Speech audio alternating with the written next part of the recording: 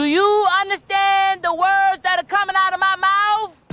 Hey there, Marvelous viewers. If you're anything like me, then you love kung fu movies. Jackie Chan in particular. With that in mind, today we're talking about where is our Rush Hour 4? Let's get into it. There are movie franchises that fade quietly. Then there are movie franchises that vanish, resurface, disappear again, and somehow refuse to die. Rush Hour belongs to the second category. If you grew up in the late 90s or early 2000s, chances are you didn't discover Rush Hour, it simply existed, like pizza night. I remember watching Rush Hour for the first time. I saw Jackie Chan slide across a wall, then heard Chris Tucker talk at machine gun speed, and that was it. I stayed. Who could have thought that the two cops who could not be more opposite from each other would work together so well? I mean, it worked, and how? So then people ask, where's Rush Hour 4? The question only seems fair because every few years, hope pops up, then vanishes. In this video, let's talk about where the film stands, why it took so long, what keeps blocking it, and why Donald Trump, yes, the American president, is in the middle of it all, and why fans still care after almost 2 decades. I know, a lot of whys, but I have thoughts, and I suspect you do too. Dis-lui que sa putain de nègre de grand-mère, c'est ses ours! Did he say nègre? Why Rush Hour still matters. The first Rush Hour came out in 1998 with no guarantee of success. Jackie Chan had global fame but struggled to break into Hollywood on his own terms. Chris Tucker had explosive energy but little proof that he could carry a blockbuster. But together, they did more than sell tickets. Well, the magic came from the dissimilarity. While Lee spoke too little, Carter spoke too much. Lee fought with discipline, Carter fought with enthusiasm and very questionable technique. The fun banter and jokes felt real, and the friendship genuine.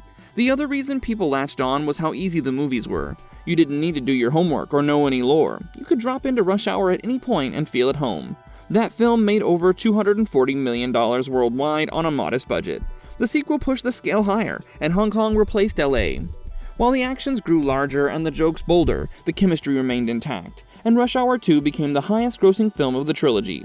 Come 2007, we saw Rush Hour 3 with Paris as its backdrop. While critics thought that the whole buddy cop trope was getting kinda old, the fans showed up anyway. The movie made money, but it was still less profitable than its prequels. But if we keep numbers aside, there's a comfort in how the franchise aged. 3 films spread across the late 90s and 2000s, and none of them were even remotely embarrassed about what they were. And that's how you keep a franchise alive.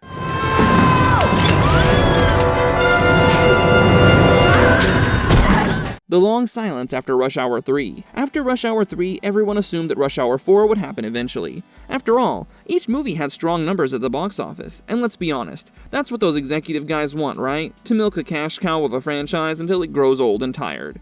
Additionally, Chris Tucker showed his interest in returning, while Jackie Chan spoke about the sequel often, usually with humor. He joked that the film might come out when both he and Tucker had reached old age. Nobody could have thought that the joke would work because it had truth to it. Comedy trends had changed, and buddy cop films had lost their flavor. The studios were hesitant to put their money where their mouth was. Hollywood now chased reboots, then franchises, and then shared universes. Another concern was the right script for Chan, because for him, the story had to be just right. He refused to rush a story that doesn't respect the characters. Another hiccup was the cultural humor. Rush Hour thrived on cultural contrast. That contrast felt riskier in the not-so-forgiving present times, and thus the project never saw the light of day. Yet everybody waited with bated breath. Is Rush Hour 4 officially real? As of now, Rush Hour 4 is in active development. Paramount Pictures reportedly holds the project and agreed to give the film a domestic release in 4,000 theaters. Even Chan confirmed the script work continues while Tucker remains open.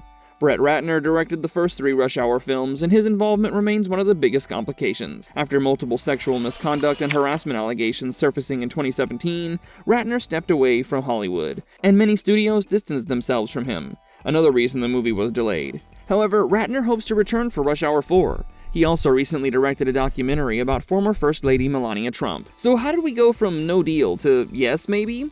In late 2025, multiple entertainment outlets reported that the franchise had officially been revived, but this is the part that surprised many people.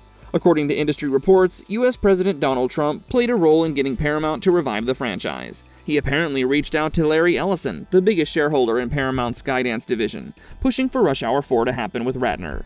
The Guardian also confirmed the situation, framing it as another example of politics and Hollywood colliding. That's almost unheard of in the modern world because it's one thing to tweet about loving a movie. It's a whole other thing to be linked to the studio decision itself.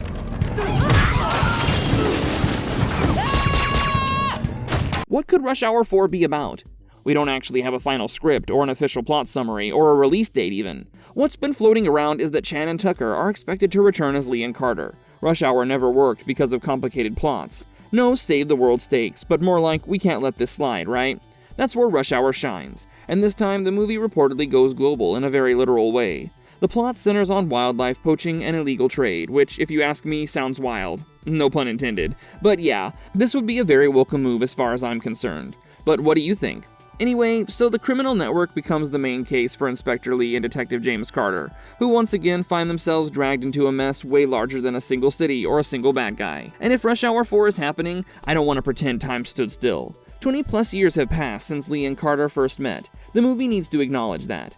The world has changed, the industry has changed, and so has the audience. We don't expect Lee and Carter to remain the same. All they need is to stay honest. I don't want Lee and Carter to be treated like legends everyone worships. Rush Hour worked because people underestimate it. And please, no passing the torch subplot, let this story belong to them. Anywho, that's just my wishful thinking. But if Rush Hour 4 nails the tone, I can forgive almost everything. The first film trusted silence as much as noise. While Lee barely uttered a sound, it made Carter louder intentionally.